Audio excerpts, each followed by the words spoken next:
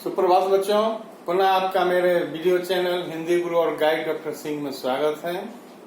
बच्चों, व्याकरणिक श्रृंखला के अंतर्गत आज हमारी चर्चा का विषय है विस्मयादि बोधक पदों का पद परिचय कैसे लिखा जाए।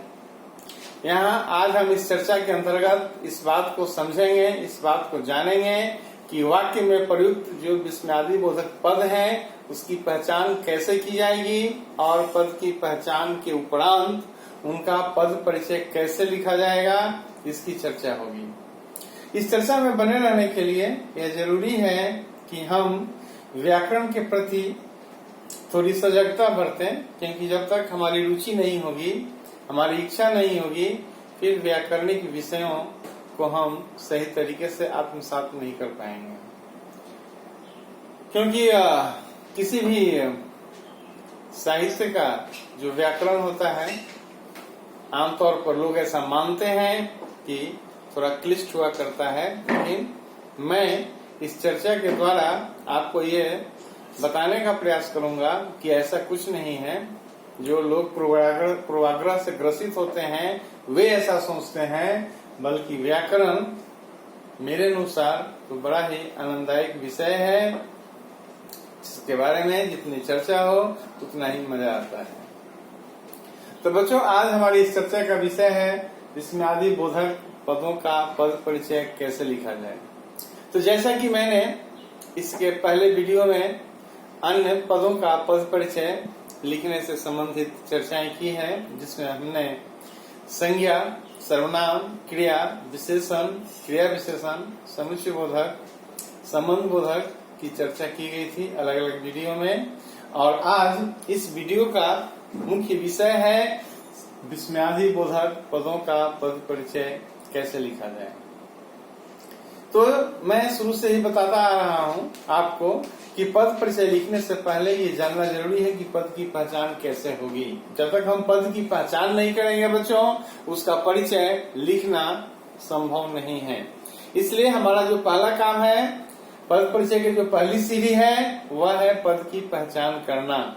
और पद पहचान करने से पहले यहाँ एक संक्षिप्त चर्चा हो जानी चाहिए कि आखिर विस्मयादि बोधक पद कौन से हैं, विस्मयादि बोधक किसे कहते हैं। आपने इससे पहले शब्द भेद में भी जाना है, सुना है, और आज पुनः पद भेद के अंतर्गत जैसा कि मैंने बताया था कि जब शब्द ही वाक्य में रूपांतरित होते हैं तो पद कहलाते हैं। और आज इस चर्चा के बीच मैं ये बताने का प्रयास करूंगा कि आखिर विस्मयादि बोधक पद क्या है। तो बच्चों, जाहिर सी बात है कि वैसे शब्द जो विस्मय का बोध कराते हैं, संबोधन का बोध कराते हैं, नहीं, वे विस्मयादि बोधक पद के अंतर्गत आते हैं। उन्हें हम विस्मयादि बोधक पद कहते हैं। इतनी चर्चा के उपरांत जब हम जानेंगे कि विस्मयादि बोधक क्या है, जो संबोधन का बोध कराए, नहीं, जो आश्चर्य का भाव प्रकट करे, तमाम ऐसे जो शब्द हैं, ऐसे जो पद हैं, वे ही विस्मयादि बोधक पद कहलाते हैं। जब इतनी चर्चा हो गई और ये बातें स्पष्ट हो गई कि विस्मयादि बोधक क्या है, तो पुनः उन आवश्यक बिंदुओं की चर्चा करनी है, उन आवश्यक शर्तों की चर्चा करनी है जिनके आधार पर पद परिचय लिखा जाएगा। तो बच्चों, हमारा जो पहला काम था पद की पहचान करना, और पद की पहचान करने के उपरांत उन आवश्यक शर्तों को जानना, उन आवश्यक बिंदुओं को समझना जिन्हें आधार बनाकर पद परिचय लिखने की प्रक्रिया आगे बढ़ती है।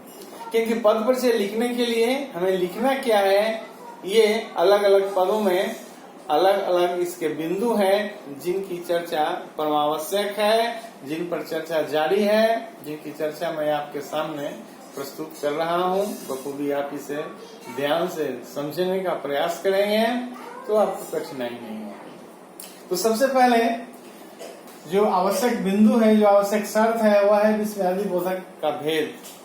यानी जब हम उसका परिचय लिखेंगे तो हम बताएंगे कि कौन सा भेद हुआ।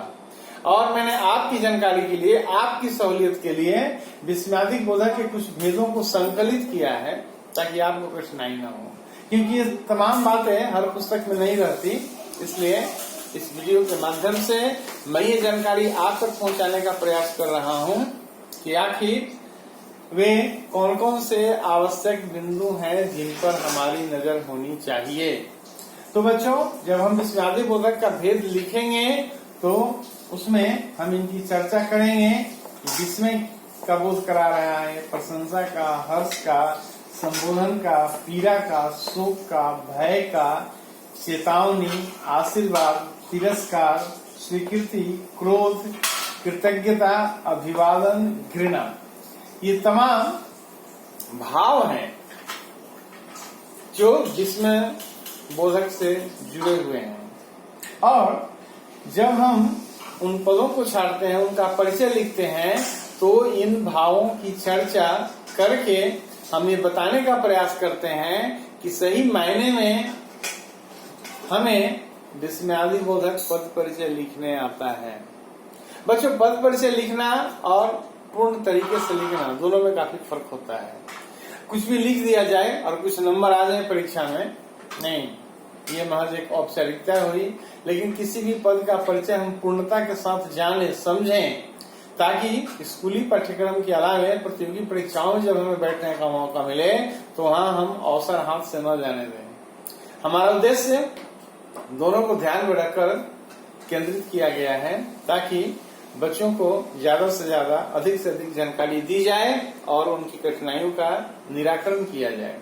तो आपकी कठिनाइयों को ध्यान में रखते हुए मैंने यहाँ पर कुछ इन भावों को संकलित किया है ताकि बखूबी आप समझ जाएं, आपको कठिनाई न हो कि आखिर विस्मयादि बोधक किसे कहते हैं और उसके जो भाव हैं वे अलग अलग कौन से हैं, इसे भी हम बखूबी जान लेंगे, समझ लेंगे यहाँ इस वीडियो के माध्यम से। और जब हम भेद लिख लेते हैं उसके बाद जो दूसरा आवश्यक बिंदु है वह संबंध, यानी हम उसमें भाव का नाम बताते हैं, किस भाव को दृष्टिगोचर किया जा रहा है, किस भाव को इंगित किया जा रहा है, इसकी भी चर्चा की जाती है।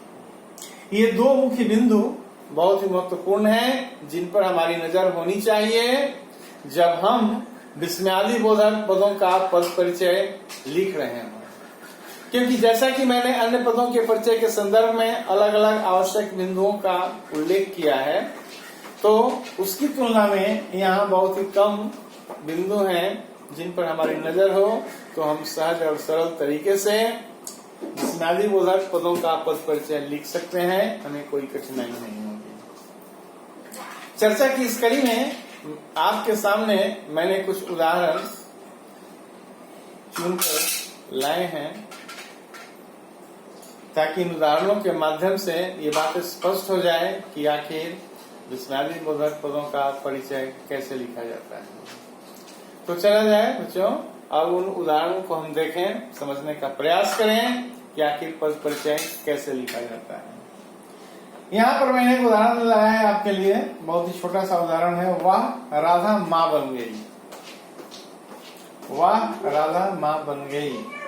वाह, जाहिर सी बात है कि वाह विस्मयादि बोधक शब्द है, क्योंकि यहाँ पर एक और भी ट्रिक है कि विस्मयादि बोधक शब्दों के बाद, विस्मयादि बोधक पदों के बाद विस्मय का जो चिन्ह है उसे प्रयुक्त किया जाता है, उसका प्रयोग होता है। इसलिए आप चिन्ह देखकर भी समझ जाएंगे कि कौन सा पद विस्मयादि बोधक है। जितने भी पद हैं सब में आसान है विस्मयादि बोधक पदों को पहचानना, जो कोई कठिनाई नहीं होगी। आप बखूबी जान सकते हैं, समझ सकते हैं, पहचान सकते हैं।